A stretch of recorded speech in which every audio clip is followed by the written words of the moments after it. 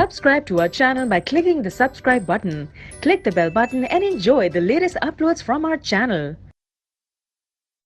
Now question 18 is let a1, a2 and up to an with a fixed real number and define a function. और function जो हमें define किया गया है fx is equal to x minus a1 multiplied by x minus a2 and so on multiplied it up to x minus an तक. What is the limit x tending to a1 fx? तो आपको ये limit निकालनी है कब? Limit x tending to a1 और fx. Also for sum a is not equal to a1, a2 and up to an. a की value क्या है? a1, a2 and कोई an तक कोई भी वैल्यू के बराबर. और आपको तब क्या निकालना है? Limit x tending to a fx. तो मैं इसे प्रॉपरली थोड़ा राइट डाउन कर देता हूं student. You can see that यहां पर हमें fx जो डिफाइन किया गया है fx is x minus a1 मल्टीप्लाइडेड bye x minus a2 and मल्टीप्लाइडेड bye x minus a3 and so on. ये चलता जाएगा कब तक? मल्टीप्लाइडेड बाय x माइनस an. यहां तक चल रहा है. फर्स्ट ऑफ ऑल आपको पहले क्या निकालनी है? Limit x tending to a1 fx. ये निकालना है आपको. तो यही निकालते हैं हम स्टूडेंट. तो दिस इज इक्वल टू कितना हो जाएगा? This is equal to limit x tending to a1 कितना? x minus a1, x minus a2 and x minus a3 and up to this is x minus an.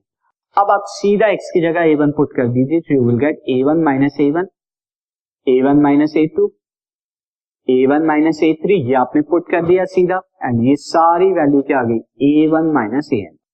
Now अब इस पर concentrate कीजिए. a1 minus a1 कितना हो जाएगा? 0 हो जाएगा. और 0 की किसी भी चीज के साथ मल्टीप्लाई करें आंसर आपका क्या आएगा? 0 आएगा. तो इस बार लिमिट की वैल्यू 0 आएगी. नाउ स्टूडेंट नेक्स्ट जो हमें निकालना था मैं यहां पर आपको बता देता हूं. This is limit x tending to a. ये आपको बताना था कब? fx पर. तो अगेन fx की वैल्यू आप पुट करेंगे यहाँ पे. तो fx की वैल्यू कितना हो जाएगा? Limit x tending to a.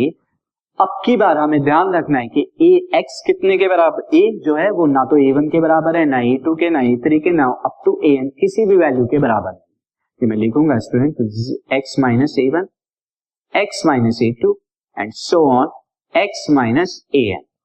And यहां पर हमें दिया हुआ है a is not equal to a1, a2 and up to an तक किसी भी वैल्यू के बराबर नहीं है.